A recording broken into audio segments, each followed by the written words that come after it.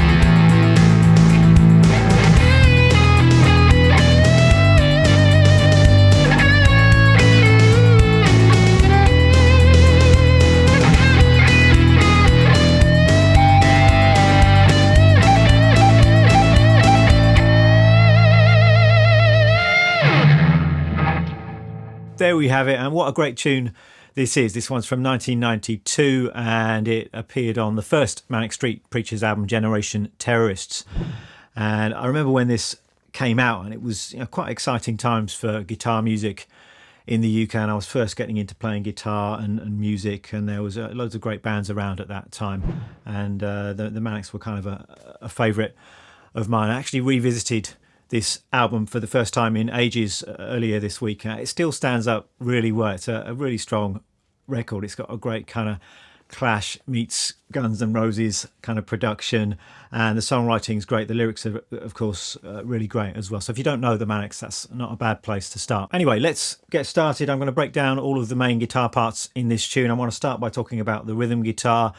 Then, of course, I'm going to get into those lead guitar kind of melodies and hooks, talk about some of the soloing stuff as well. Then towards the end of this video, I'm going to talk about getting the sound and the gear that I'm using in this video. So let's go. Let's begin with the main chord progression, which goes like this.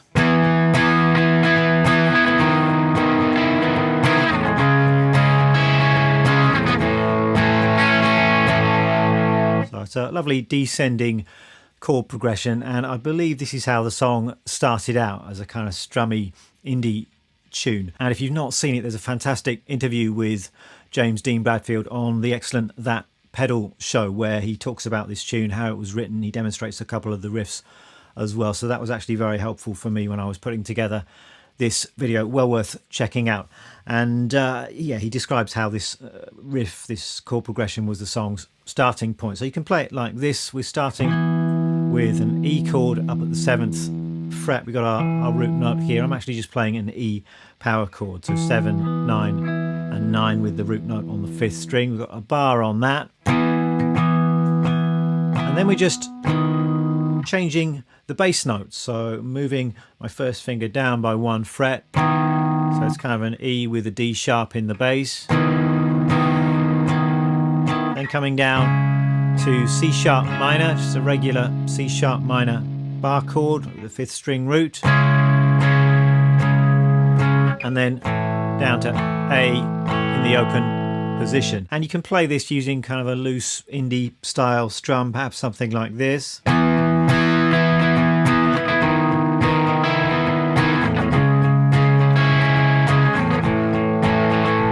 So this kind of thing.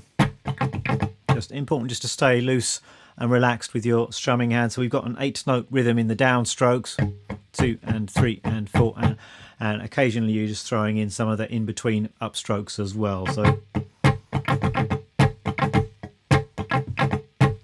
and this rhythm part is mixed quite low on the original recording, and in the interview that I just mentioned, he talks about how that was a deliberate production decision, and the guitar sound is actually quite thin and a bit kind of crappy. And the idea behind that was that then makes the lead guitar pop out even more and sound kind of epic and majestic, because it's set against this backdrop of quite kind of thin, weedy rhythm guitars. So that's quite an interesting production strategy. You know, often when you're recording, you think that, you know, every guitar part that you lay down has to have this amazing tone, but you need to think about the overall picture, and sometimes the best guitar sound is going to be quite a thin, weedy sound. Anyway, let's move on and look at that amazing main riff.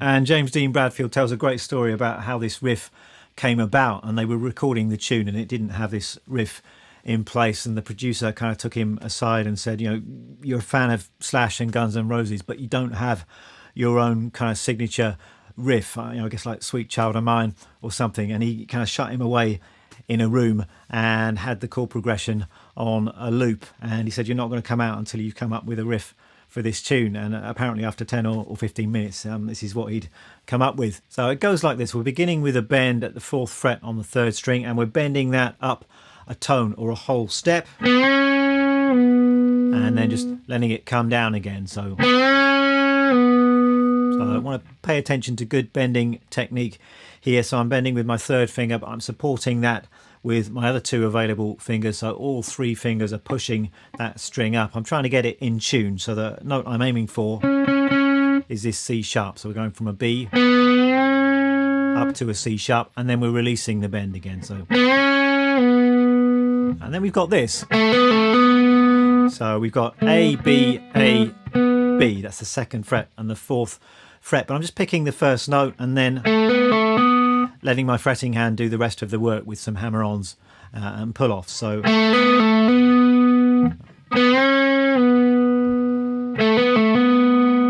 we're bending, releasing, and then we've got the hammer-on and pull-offs. And the timing is 2, 3, 4, 1, 2, 3, 4, E and a 1, 2, 3, 4.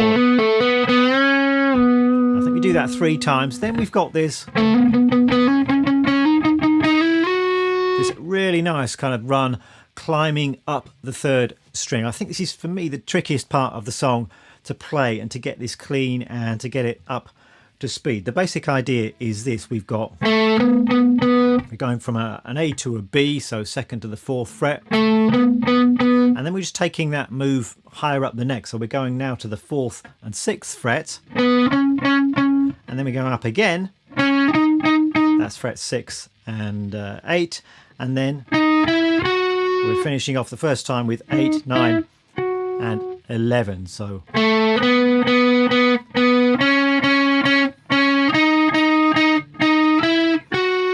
those are the basic notes. Now the way he articulates that is quite interesting. So because we're playing it all on the length of one string, it's really important that you're kind of shifting smoothly up the fretboard, and you could pick all of those notes. It sounds like sometimes he does that on the original recording, but certainly when he plays this riff in the aforementioned interview, and when he plays it live, he tends to use some hammer-ons occasionally, which just makes it a little bit easier to play. So one option would be to go like this.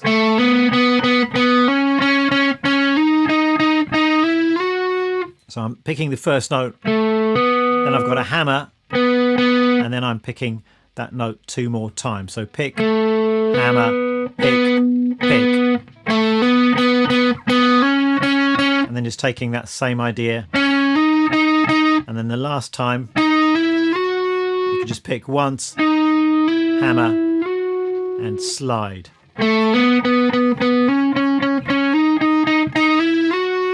So that's one option that you've got. Now, one quite interesting thing, I mean, this is very nerdy, but it's something I picked up from watching some live footage, and when he plays this riff in the interview, he's actually shifting in a different place. When I first tried to play this riff, I was doing, and then I was shifting, shift,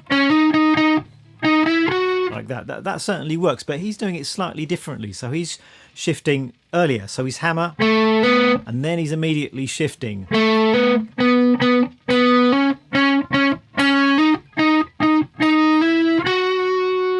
It's a subtle difference, but it does make the riff feel slightly different, and I think the phrasing is better when you do it like that. So that's the way that I kind of had to train myself to play this riff. So as soon as you've done that hammer on, then your whole hand is moving up 2 frets. So, and then you're playing that note again twice. Same thing.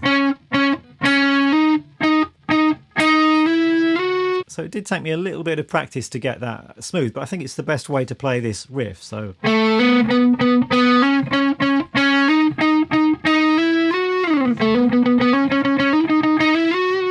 you have got a few options as to how you approach that riff. You can shift in a couple of different places. You could pick all of those notes. You could have that hammer on in there as well. But the way I just played it seems to be the way that James Dean Bradfield does it most of the time. So the intro to the tune starts off that way. And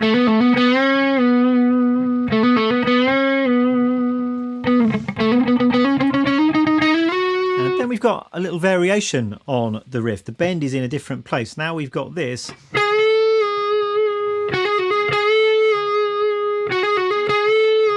So now we're bending at the 13th fret on the 3rd string, and we're just bending up a semitone or half step. So it's going from a G sharp to an A. The reason we're bending a half step here and a whole step down here is because you want all of the notes to stay in the key. I mean, if you bend your whole step here, it would just kind of sound wrong against the chord progression. So you want to, again, be listening out for the pitch of those bends. You're aiming to go from A, or rather G sharp, up to A.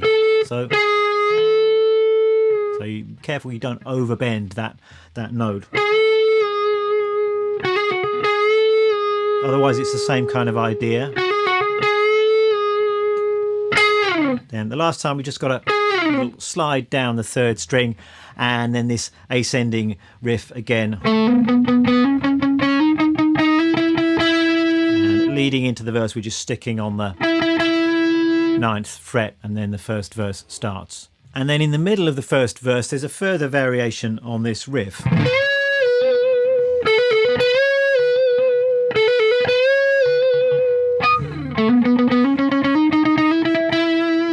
So we're going up even higher now. We've got the 16th fret on the 3rd string, and this is back to a whole step bend. So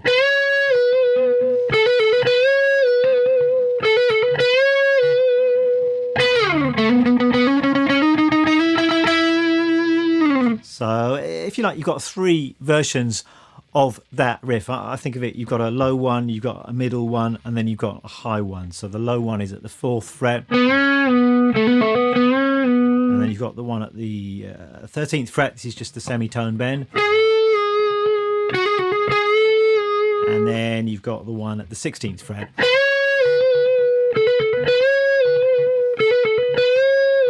So you just have to listen to the original recording and you'll be able to figure out which of those riffs goes where, but they all work against that same descending chord progression. And do make sure you're playing these riffs with a bit of attitude. So you want to dig in with your picking hand. You can play quite hard.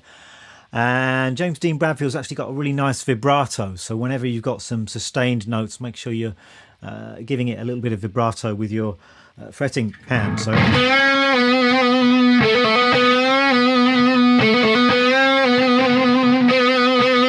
then we're into a little pre-chorus. We're heading into that with the middle riff, so the 13th fret bend.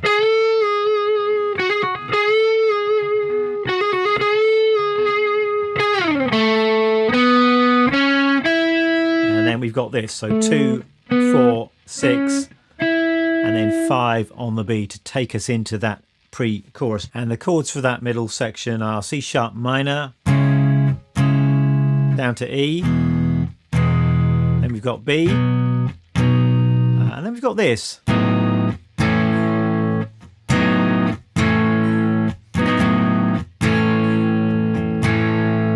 So we're kind of going from B to A, but the bass at this point is playing just an A note. So you've got kind of B with an A in the bass. So on the guitar you could play a B triad like this, so 4th fret on the D, G, B, and then take that down 2 frets to an A triad. And if you leave the open 5th string ringing out, then you've got this kind of sound. So it's a B with an A in the bass, a B over A going down to A. So it's a beautiful sound. If you like, you could take those triads a bit higher. This is something that James Dean Bradfield sometimes seems to do when he plays it live. So you could play a B up here, going down to an A. Really, any way you can play these triads. So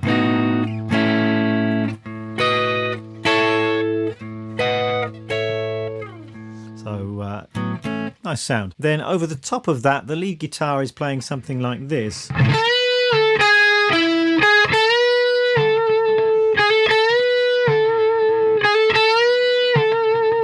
So this is based on a bend at the 10th fret on the 2nd string, and then we're coming down to a G sharp, E, G sharp, and then repeating that bend.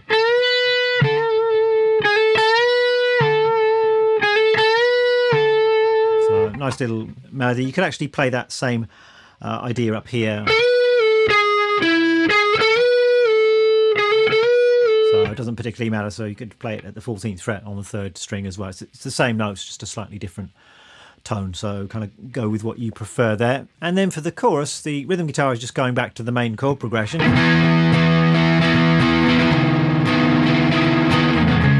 And over the top of that, you can hear a more distorted guitar, just doing these kind of... it sounds like they're kind of sliding down along the length of the 6th string, so starting from around the 12th fret. And then just hitting that E root note. And you can kind of do that throughout the chorus just as an extra guitar layer. And then after the first chorus there's a kind of re-intro. We play that main riff.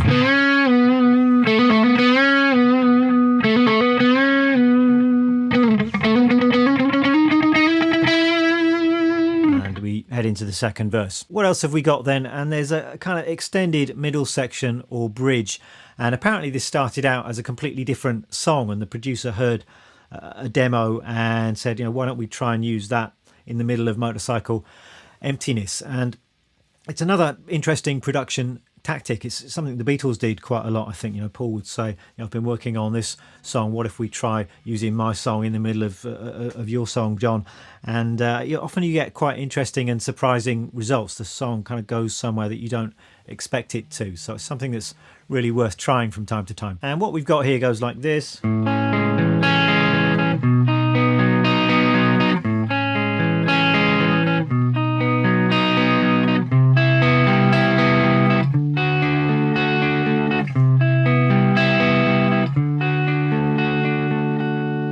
So just arpeggiating some simple chords here. We're starting with an A major 7, so it's open 5th string and then 2, 1, 2, and open top string, and you could pick it like this. So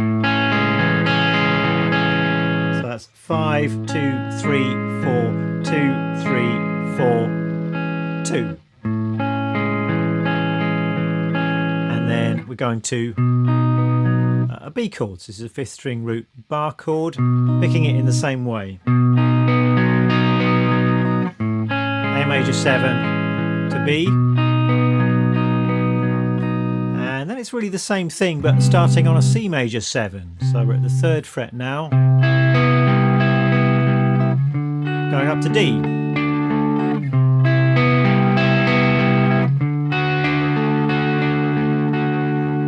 That's our bridge section. That's all repeated a few times, and then it ends on a D chord. And this is a great little solo. It happens round about the 3-minute 30 mark, and it's a great mix of melodic kind of hooky ideas, and it's also got some riffs and some fancy licks in there as well, so it's really nicely put together. And it starts off with this lick. So I should say that we're playing over a different set of chords now. The chords underneath this solo are E, G, A, going back to E, and the solo's played in and around the 12th position on the guitar. If you like, you could think about your E minor pentatonic scale as your kind of main reference point. There are other notes used in this solo, but that scale is a good kind of reference point on the fretboard, I think. And that opening phrase, so we're starting off 12 on the B, giving that a little bit of a bend, and then we're coming down an E major triad. We've got this E major triad shape available to us here. That's the chord we're playing over, so we're hitting chord tones. Then you've got this pentatonic bending note here, 15 on the B. And then kind of an answering phrase here. We're bending at the 14th fret. So 14 on the B, then 14 on the G. Then we're coming down to the 11th fret on the G, giving that a bend, and then playing 12 on the B. So you could think about that as minor pentatonic going to major pentatonic, perhaps. So you've got E minor pentatonic there, move down 3 frets. You've got E major pentatonic. It's a good little trick if you don't already know that trick. If you're playing the minor pentatonic scale, move down 3 frets, and you're going to be playing the major pentatonic from the same root note. So you've got E minor pentatonic. Move down 3 frets, E major pentatonic. The solo then continues, which is really a variation on our first phrase. It starts off more or less the same way. And we're bending at the 15th fret, but we're adding in the 15th fret on the top string as well. Have a classic rock phrase. And then kind of the climax of the solo, we've got this kind of flashy fast lick. It's one of these kind of fast but easy licks. I did a video years ago on fast but easy pentatonic licks. It kind of sounds impressive, but because we're using quite a lot of left hand or fretting hand hammer-ons and pull-offs, it's actually not as hard as you might think to get this stuff up to speed. So what's going on here is we've got just repeated 3-note phrase, so 12, 15, 12 on the top string. I'm just picking the first note, I've got a hammer on and a pull off, then I'm coming over to 15 on the B, maybe giving that a little bit of a bend, and then just repeating that phrase,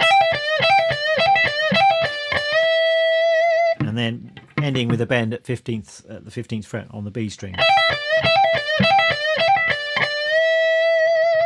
So I'm not saying it's totally easy. I mean, it will take practice to get it up to speed, but if you start slowly,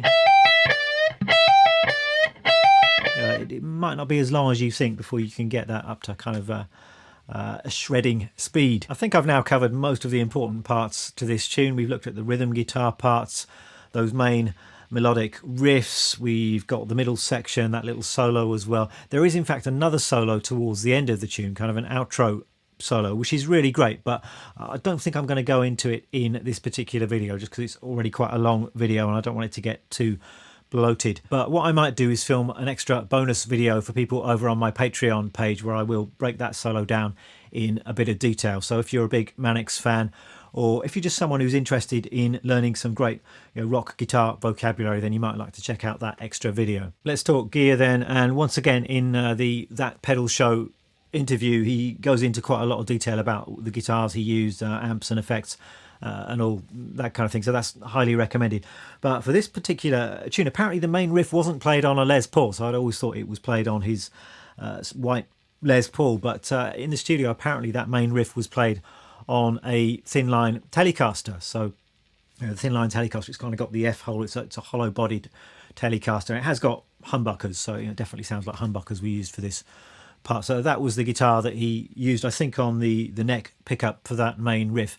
But then he did use his Les Paul for the other lead guitar parts on the song, I think. So that solo and the outro solo, I think that was probably played on his Les Paul. But today I did decide to use my Les Paul. This is a 59 reissue Les Paul, so I was on the neck pickup for those riffs. I think I did just switch to the bridge pickup for those slide downs during the chorus of the tune. And amp-wise today I'm going into my Marshall. This is a studio vintage Marshall, which is, I think it's a 20 watt Marshall. It's still quite a loud amp, but obviously not as loud as the Marshall Plexi, which is what this amp is based on. It works really well for this kind of rock stuff if you want some kind of classic rock guitar tones. It sounds great with the Les Paul as well. And pedal wise, I'm using my Marshall Shredmaster, and a Shredmaster was used on the original recording, and this is a pedal that I've had for quite a few years. This is an original one. I think they have now reissued it, which is great. It's now kind of more accessible. I think the vintage one started going for quite silly prices, but now they've been reissued. Apparently they sound just as good as the original, so if you want that kind of sound, then it's a recommended. But it's also used by Johnny Greenwood. I think it's one of his kind of favoured pedals for his lead guitar sounds, and it's great for those kind of nice, sustaining, quite aggressive lead guitar sounds. And also down here I've got a compressor. This is the Cali 76 compressor from Origin Effects. That's just to give everything a little bit more sustain. And I've got a chorus as well. So James Dean Bradfield said that he did use a chorus, I think a Boss Super chorus on this tune. It's not sort of very obviously noticeable. I think it's probably a very subtle chorus. So that's what I've done here. I've just got my Boss CE2 pedal with the rate set very low, so it's quite a subtle effect, but it does just thicken the sound a bit. And also for good measure, I've just thrown in a subtle delay as well, coming from the my Boss DD6 delay pedal, and it sounds like this. I've just bypassed the pedals, and this is the sound of the guitar just going straight into the amp.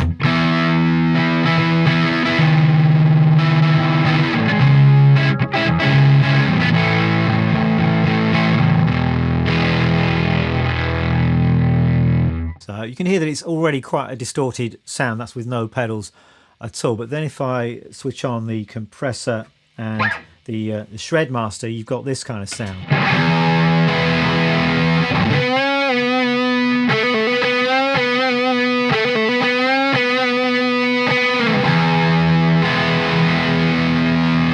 And it's just starting to get a little bit noisy now, but I'm going to turn on the chorus and the delay.